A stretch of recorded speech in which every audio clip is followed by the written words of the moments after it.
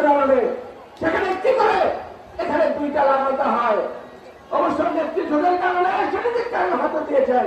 এবার আমাদের জোরাবদামি থাকবে নারায়ণগঞ্জে 5টি আসন আসবেন। মাননীয় প্রধানমন্ত্রী এবং সম্মানিত মন্ত্রীবৃন্দ আপনাদের দৃষ্টি আকর্ষণ করতে চাই।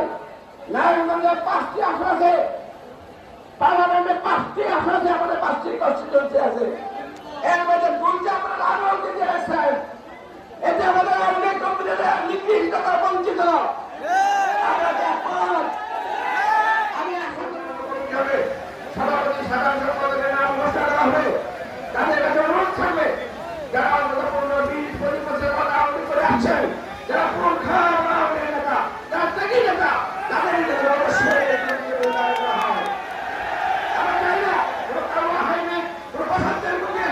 আমাদের এই দলকে দখল করে দিয়ে যায়।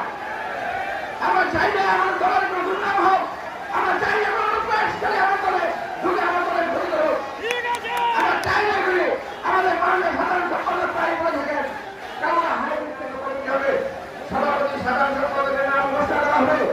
তাদের কাছে অনুরোধ থাকবে যারা অন্তত 15-20-25 বছর কথা আওয়ামী করে আছেন, যারা পুরো নেতা, যারা ত্যাগী নেতা, তাদের অবশ্যই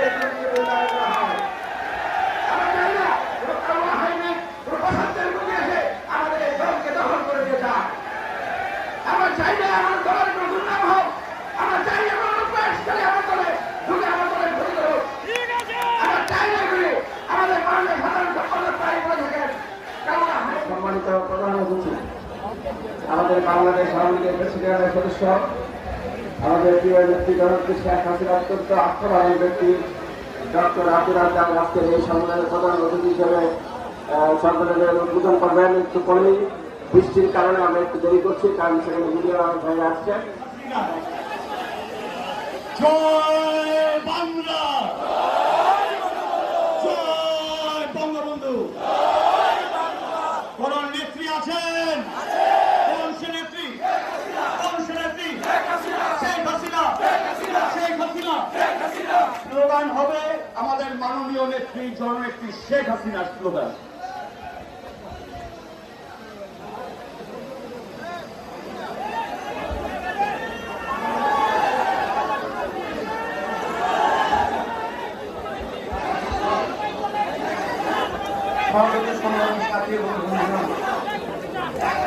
নবীনহাট কমিউনিয়ন মুক্তিযুদ্ধের মিলন মেলায় দীর্ঘ 25 বছর পর সোনারগাঁ আজকের এই সম্মেলন। আমরা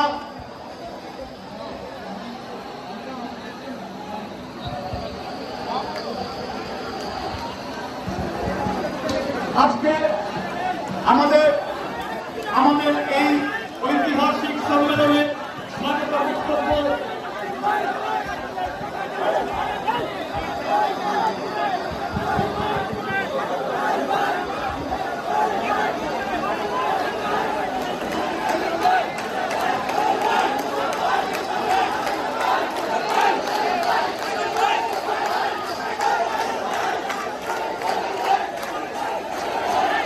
জননেত্রী শেখ হাসিনা, জননেতা নজরুল ইসলাম বাবু এমপি আমাদের মাঝে এখানে উপস্থিত হয়েছেন।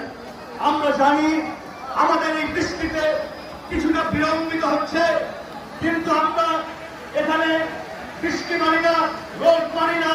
রাজপথে 2004 সালে এই আওয়ামী লীগের নেতা কর্মীরা বিএনপি জামাত চারজনের সরকারের সকল দুর্নীতির বৃষ্টি উৎখাত করার জন্য কাশপুরে এই ঢাকা চট্টগ্রাম মহাসড়ককে ভাবে বন্ধ করেছিল।